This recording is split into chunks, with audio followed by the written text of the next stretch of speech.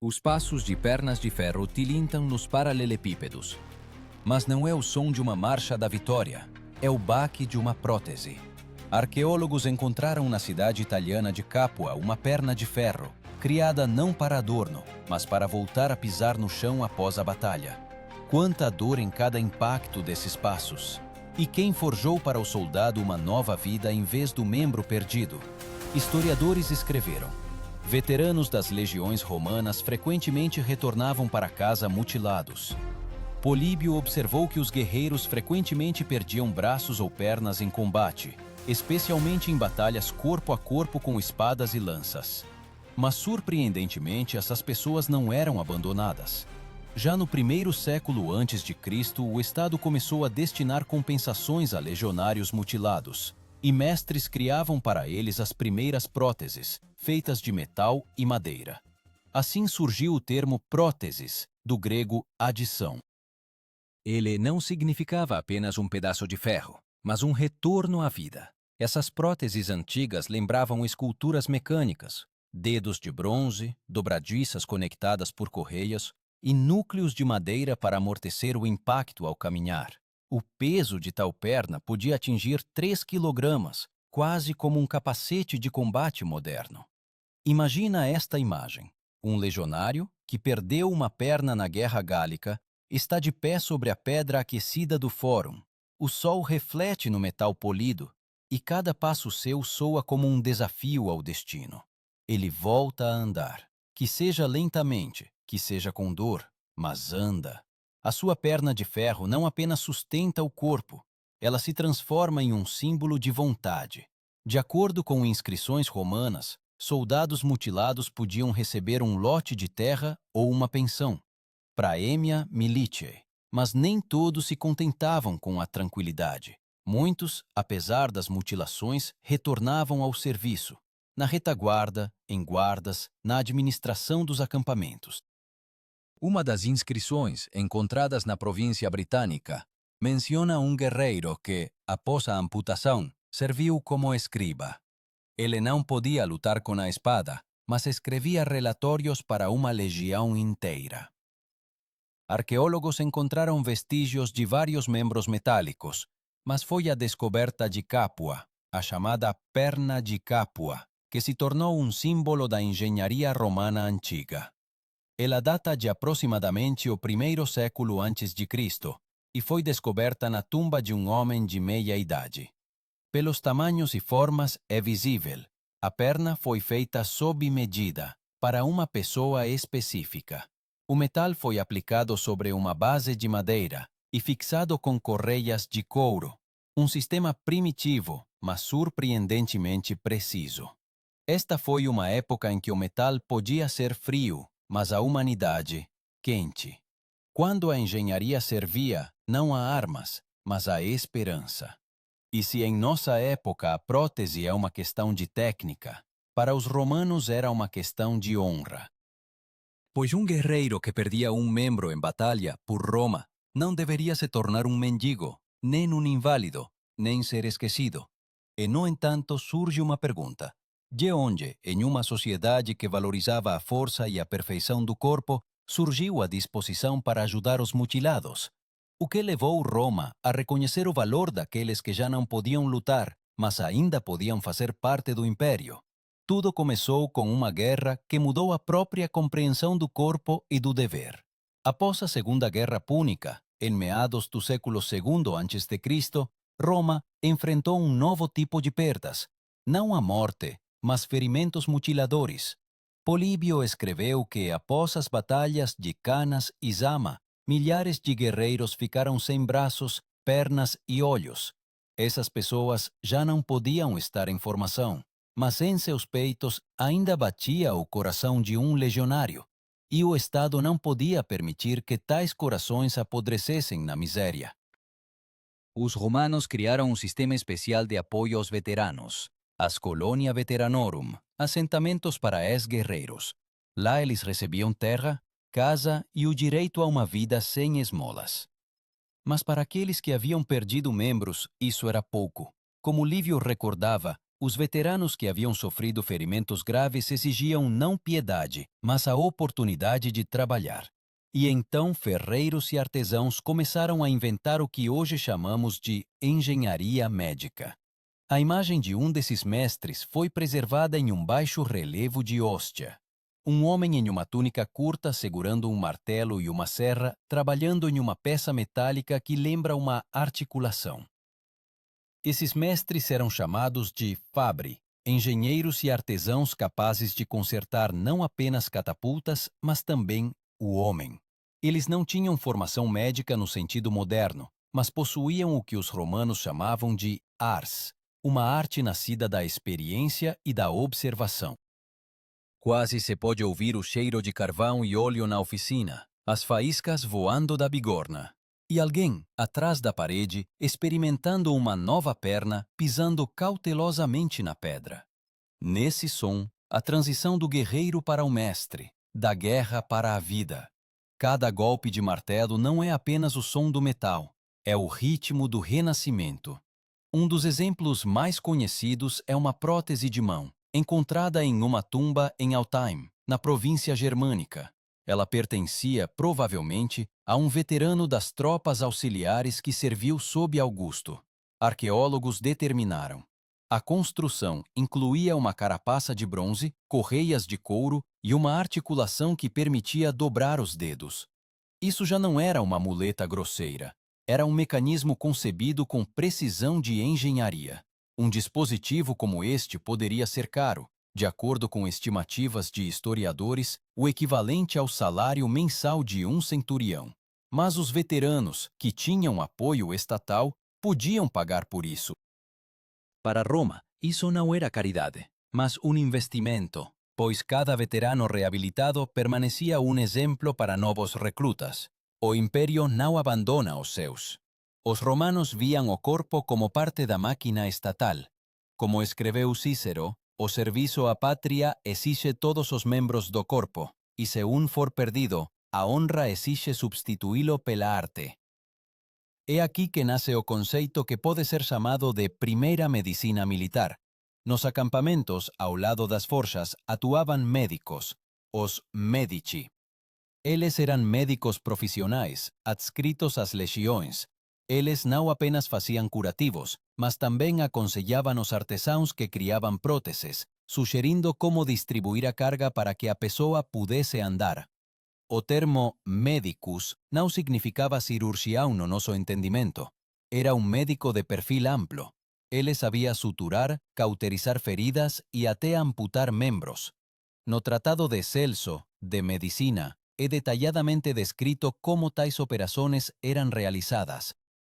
Celso aconselhava amputar não mais perto do que 2 dedos de tecido saudável, para que um retalho de pele pudesse ser aplicado, e mais tarde uma perna artificial pudesse ser fixada a ele. Quase 2000 anos depois, arqueólogos encontram vestígios dessas intervenções. Cortes retos nos ossos, marcas de instrumentos de bronze. Isso são provas de que a cirurgia romana não era barbárie, mas um sistema. Cada passo nela tinha um sentido. E agora imagine, um legionário que ontem estava deitado no hospital de campanha, hoje dá os primeiros passos com uma perna de madeira. Seu corpo treme de dor, o suor pinga no chão, mas ele anda. Seus irmãos de armas estão em formação e observam em silêncio. Eles não sentem pena dele. Eles invejam sua coragem, porque ele provou, mesmo perdendo a carne, é possível permanecer um soldado. Esta ideia se tornaria o fundamento da identidade romana, a crença na força da vontade sobre o corpo. Mas à frente desses homens de ferro havia mais um desafio. Eles precisavam não apenas ficar de pé, mas lutar novamente. E então o metal se tornou parte da guerra. A primeira coisa que um veterano que retornava ao serviço com uma perna de ferro ouvia não eram aplausos, mas o rufar de um tambor. O ritmo da marcha que exigia que todos mantivessem o passo, mas seu passo soava diferente. Um baque, couro, outro, metal. Esse som o denunciava, o tornava um estranho entre os seus. E, no entanto, no exército romano não existia a palavra inválido. Apenas miles. Guerreiro. Se você podia manter a formação, então você estava vivo. Historiadores observam que no primeiro século da nossa era, em algumas legiões começaram a surgir veteranos com próteses, desempenhando tarefas fora da linha de combate. Eles eram designados para a guarda de armazéns, centros de comando e serviços de comunicação. Plínio, o Velho, escreveu que tais pessoas frequentemente demonstravam não menos coragem do que os soldados de combate, porque lutavam não com o corpo, mas com a vontade. O seu exemplo era usado para educar jovens recrutas, a fim de mostrar: o medo não é uma perna amputada, mas a determinação perdida. Os membros metálicos tornavam-se parte de uma nova cultura militar. Ao contrário do mundo moderno, onde uma ferida é o fim de uma carreira, em Roma ela se transformava em prova de bravura. Daí surgiu a expressão cicatrix gloriae, cicatriz de honra. A perda de um braço ou uma perna podia até elevar o status de um veterano, se ele sobrevivesse à batalha, defendendo o estandarte da legião. Engenheiros e médicos começaram a aperfeiçoar as construções. Ferreiros passaram a usar bronze em vez de ferro puro. Era mais leve e não enferrujava. Juntas de couro eram inseridas nas dobradiças para reduzir o atrito. Às vezes, os mestres incorporavam na prótese dedos móveis, controlados por tiras de couro. Tudo isso era criado manualmente, sob medida para uma pessoa específica. Cada perna, cada braço, como uma obra de arte. Nesses detalhes, a engenharia romana manifestava-se não menos do que na construção de aquedutos. Afinal, os princípios eram os mesmos: equilíbrio, carga, elasticidade. Achados arqueológicos de Pompeia mostram oficinas onde, ao lado de estátuas de bronze, jaziam peças brutas para articulações humanas. Não era uma vizinhança acidental. Escultores e ferreiros usavam os mesmos métodos para recriar formas ideais. O termo que descreve precisamente este fenômeno é opus. Em Roma, assim se chamava qualquer grande criação: um templo, um afresco ou uma arma. Mas quando um ferreiro forjava uma perna para um veterano, ele também criava um opus, um trabalho em que o metal e o destino se uniam. Não era apenas um ofício, mas um serviço. Os romanos acreditavam que o corpo era um templo do espírito, e se o templo estivesse danificado, ele precisava ser restaurado. Assim se formava a filosofia estoica, da resiliência diante do sofrimento. Os estoicos ensinavam que a dor era um teste, não uma sentença. Sêneca escreveu que a bravura se manifesta não em não sofrer, mas em sofrer com dignidade. E os guerreiros com próteses tornavam-se exemplos vivos dessa filosofia. No campo de batalha, nem sempre empunhavam armas, mas a sua presença tinha significado. Um veterano com uma mão de bronze podia inspirar uma coorte inteira. Quando ele se apresentava em formação, o sol refletia no metal, e os jovens soldados viam nele não uma mutilação, mas a luz da honra. Este brilho substituía as palavras. Evidências arqueológicas mostram que algumas próteses eram adornadas com gravuras, padrões, letras, símbolos das legiões. Possivelmente era uma forma de devolver a individualidade ao corpo, de tornar o metal parte de si. En un fragmento encontrado é visível a palavra latina spes, esperança. O metal no qual essa palavra estava gravada guardava mais do que carne, guardava significado. Muitos historiadores debatem o quão massivo foi esse fenômeno. Alguns acreditam que as próteses eram raras e um privilégio de veteranos ricos. Outros, baseándose em inscrições epigráficas e listas de inventário, afirman que já sob Augusto existiam oficinas militares onde dispositivos semelhantes eram criados para os feridos. Provavelmente a verdade está em algum lugar no meio. Os guerreiros nobres tinham construções complexas, os simples, muletas de madeira revestidas de couro. Mas a ideia era uma só. Mesmo após a perda do corpo, o homem permanecia parte do exército. Nos tempos de Trajano, no início do século II, a medicina romana atingiu um florescimento particular. Surgiram hospitais de campanha, valetudinaria. Esses lazaretos de acampamento tinham salas separadas para tratamentos prolongados. Lá, médicos e Fabre trabalhavam juntos, criando novos membros para os veteranos. Era uma fábrica de renascimento onde o metal se transformava em uma extensão da carne. Assim, nasceu a lenda dos Homens de Ferro, aqueles que sobreviveram à espada, mas não se renderam. E embora as histórias sobre eles raramente chegassem às crônicas, seus passos eram ouvidos em cada acampamento. Seu baque na pedra lembrava aos jovens soldados: a dor passa, mas a honra permanece. Mas tudo mudaria quando o Império enfrentasse um novo tipo de guerra, uma em que as feridas deixariam de ser um símbolo de bravura e se tornariam uma prova da implacabilidade do próprio sistema. Quando Roma entrou na era das guerras de fronteira intermináveis, o metal nos corpos dos veteranos deixou de ser apenas um símbolo de força, transformou-se em um sinal de exaustão do Império. O terceiro século da nossa era trouxe novas guerras, não pela glória, mas pela sobrevivência. As províncias do norte ardiam. As legiões lutavam contra os germanos e sármatas, e faltavam médicos militares até para os curativos. Tácito escreveu que em alguns acampamentos, dezenas de guerreiros jaziam sem pernas e braços. Mas ninguém ousava reclamar. A guerra não esperava que o homem se recuperasse. Ela simplesmente seguia em frente. No entanto, mesmo neste século sombrio, a engenharia romana não desapareceu. Nos acampamentos do Danúbio e do Reno, arqueólogos encontram fragmentos de próteses, grampos de bronze, pedaços de correias, anéis de conexão. Tudo isso indica a existência de oficinas permanentes nos quartéis. Lá, ferreiros e médicos trabalhavam lado a lado, criando novos membros para aqueles que retornavam da linha de frente. Essas pessoas tinham um nome comum: restituti, os restaurados.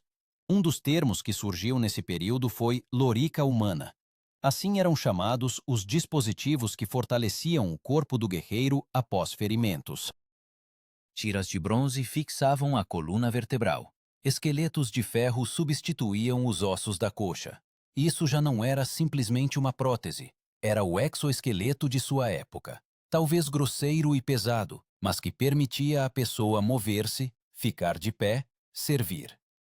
A imagem daqueles anos não é o brilho dos fóruns, mas o cheiro de metal e suor.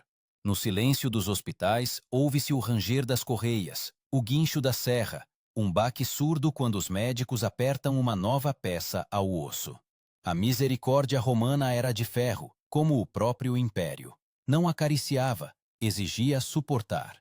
Mas foi isso que tornou os romanos invencíveis por tanto tempo.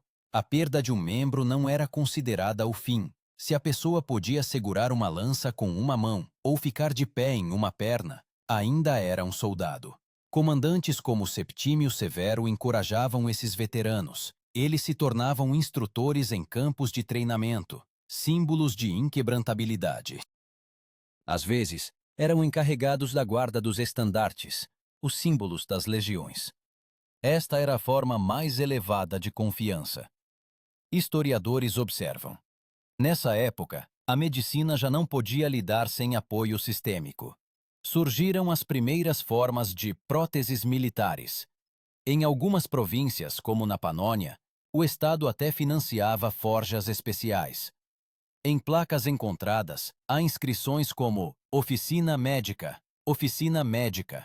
onde antes se consertavam catapultas, agora se restauravam pessoas. No entanto, nem todos viam heroísmo nisso. Senadores queixavam-se de que os veteranos com mutilações se tornaram um lembrete do preço excessivo da guerra.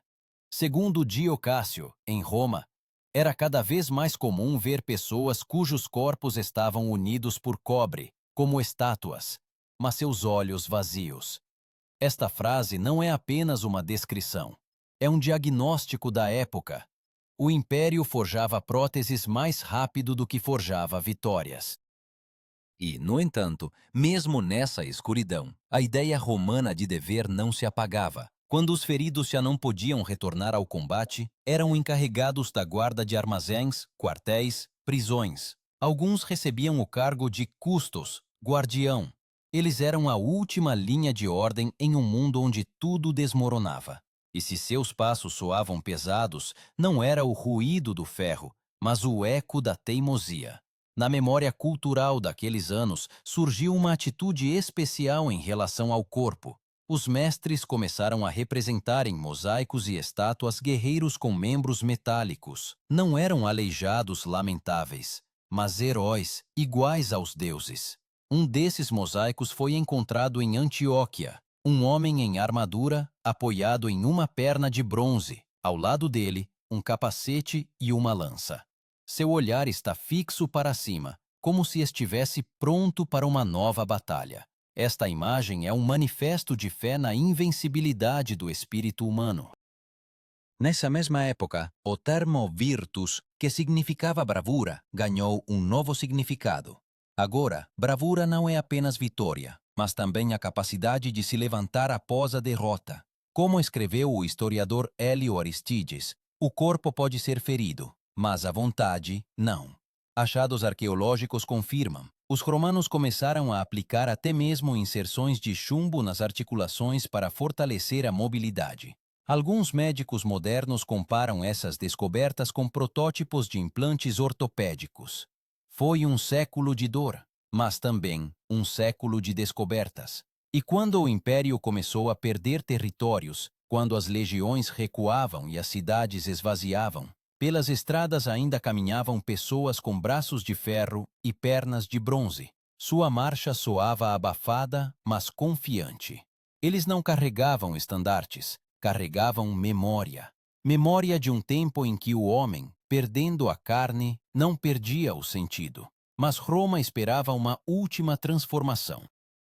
Quando as espadas silenciassem e as forjas emudecessem, restaria a pergunta: para que tudo isso? Pela honra, pelo dever, ou pela crença de que o homem é capaz de se tornar mais do que seu corpo? O quarto século da nossa era tornou-se um tempo em que Roma, como que se olhou no espelho e viu não apenas ferro, mas também cicatrizes. O império ainda se mantinha, mas seu coração batia mais fraco. As legiões já não marchavam, mas se arrastavam, como sombras. Veteranos com membros metálicos agora enchiam as ruas das cidades, tornando-se crônicas vivas das guerras. Eram chamados de mutilati, os mutilados. Mas essa palavra soava não como um insulto, mas como um título. Eles eram um lembrete. O preço da grandeza é sempre pago com a carne. Nesse período, nas arenas do fórum, nas basílicas e até nos templos, surgiam estátuas de guerreiros com braços e pernas de bronze. Algumas eram feitas com precisão anatômica, visíveis as articulações, dobradiças, marcas de fixação por correias. Mas o principal, a expressão dos rostos. Não é sofrimento, mas serenidade. Os estoicos da época de Constantino escreveram: aquele que perdeu parte do corpo por dever, não perdeu nada. Era uma filosofia de aceitação da dor como parte do serviço. No entanto, na própria estrutura do Estado ocorriam mudanças. O exército tornava-se cada vez menos civil, cada vez mais mercenário. O Estado já não podia dar-se ao luxo de pensões generosas e oficinas para cada mutilado. Então surgiram as Irmandades de Veteranos, comunidades autogeridas onde os antigos soldados se ajudavam mutuamente. Lá partilhavam não só pão, mas também ofício. Ferreiros ensinavam os jovens a fabricar próteses. Médicos transmitiam conhecimentos sobre curativos e amputações. O termo que descreve este processo é collegium. Eram associações, semelhantes a guildas. Algumas delas especializavam-se precisamente em ajudar veteranos. Achados arqueológicos da África e da Sicília mencionam doações para instrumenta ad corpus restituendum, instrumentos para a restauração do corpo. Isso significa que, mesmo em períodos de declínio, Roma manteve a ideia: o homem merece ser íntegro, mesmo que seu corpo esteja destruído. Nas oficinas usava-se tudo o que estava à mão: bronze, ferro, estanho, madeira, couro, às vezes até ossos de animais. As próteses tornavam-se mais simples, mais rudimentares, mas não desapareciam. O exemplar encontrado em Narbona, uma perna de madeira reforçada com um anel de ferro com orifícios para correias, peso cerca de 2 kg. Desconfortável, mas permitia andar. Numa época em que o império desmoronava, mesmo tal possibilidade, andar, era um luxo. Um dos artefatos arqueológicos mais comoventes daqueles anos é a inscrição no túmulo de um veterano em Arles. Ficou de pé quando outros caíram. Nem nome, nem títulos, apenas esta frase. Possivelmente, pertencia a um homem que se apoiava numa perna metálica. Esta simples inscrição tornou-se o epitáfio de toda uma geração. O cristianismo, que se fortalecia nessa época, trouxe uma nova compreensão do sofrimento. Agora, a dor física era percebida não como vergonha, mas como purificação. Um guerreiro ferido podia estar mais próximo da santidade do que um patrício impecável. Em afrescos de templos romanos tardios, aparecem imagens de soldados com braços e pernas enfaixados, símbolos de coragem e sacrifício. Roma, cansada da guerra, começou a adorar não os vencedores, mas os sobreviventes. Nesse contexto, a protetização deixou de ser uma necessidade militar e tornou-se um ato de misericórdia. Nos mosteiros que surgiam sobre as ruínas dos antigos quartéis, os monges curandeiros continuavam o trabalho dos médicos militares. Usavam as antigas ferramentas descritas ainda por Celso e faziam muletas e apoios mais simples para os pobres. Assim, o conhecimento não morreu com o império, apenas mudou de forma. Gradualmente, as lendas sobre os homens de ferro transformaram-se em parábolas. Nas crônicas do século V, encontram-se relatos de veteranos cujos corpos eram parcialmente de cobre e parcialmente de coragem. Historiadores debatem o quanto isso é uma metáfora, mas uma coisa é óbvia. Na memória coletiva de Roma, o ferro tornou-se sinônimo de resiliência humana. As últimas décadas do Império foram um tempo de destruição do mundo exterior e de fortalecimento do mundo interior. As pessoas perdiam cidades, mas mantinham a capacidade de se levantar. A prótese, por mais rudimentar, rangente, mas sua, tornava-se um símbolo de independência. O veterano com uma mão de ferro não pedia misericórdia, ele simplesmente forjava uma nova vida, como outrora forjara uma espada. Quando em 476 Roma caiu, em suas ruínas ficaram não apenas colunas e mármore, mas também fragmentos de articulações de bronze, cacos de suportes de ferro. Arqueólogos os encontram ainda hoje, testemunhas silenciosas de que o império podia perder tudo, exceto a capacidade de se reerguer. E eis a pergunta que ressoa através dos séculos. O que movia essas pessoas? O que as fazia levantar depois que o destino lhes tirava não apenas a carne, mas também o império? A resposta ainda está por vir, no que restará do seu espírito, quando o metal esfriar e a memória se tornar lenda. Quando o mundo romano desapareceu, o ferro esfriou, mas a memória não se extinguiu. A cada século, as lendas sobre guerreiros com pernas de bronze e braços de ferro tornavam-se não apenas histórias de artesanato, eram lições de humanidade.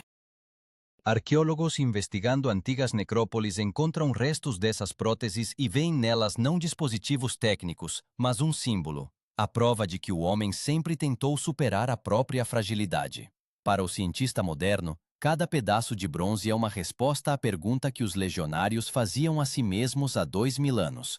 O que significa ser humano se seu corpo está quebrado? Os romanos respondiam simplesmente: significa continuar a andar. Suas pernas de ferro não os tornavam super-humanos, apenas lhes devolviam a capacidade de ficar de pé. Mas ficar de pé significa viver. É por isso que seu legado não desapareceu. Os princípios de distribuição de carga, as conexões articuladas, até mesmo a ideia de balanceamento de peso, tudo isso se tornou a base para as próteses modernas. Cada passo no asfalto, dado com uma perna biônica, ecoa nos paralelepípedos da antiga Capua. De lá, do baque de ferro na pedra, começou a história da restauração do homem. Filósofos diziam: corpus perit, animus manet. O corpo perece, o espírito permanece. E talvez este seja o principal sentido de toda a ideia romana, pois os braços de ferro e as pernas de bronze não eram um adorno da guerra, mas um desafio à morte. Agora, conhecendo esta história, vale a pena perguntar a si mesmo: o que nos torna humanos? Um corpo íntegro ou uma vontade inquebrantável? Vivemos num mundo onde a tecnologia devolveu a capacidade de andar àqueles que não podiam, mas a própria ideia de luta permaneceu a mesma. O homem de Capua, que pisava com a sua perna de ferro sobre as cinzas do império, e o homem de hoje, que dá o primeiro passo após uma amputação, é a mesma pessoa, separada não pelo tempo, mas pelo material. E quando o metal tilinta sob os pés, ele lembra: a verdadeira força não está no bronze nem no aço. Ela está no coração que continua a andar, mesmo quando a terra sob ele treme.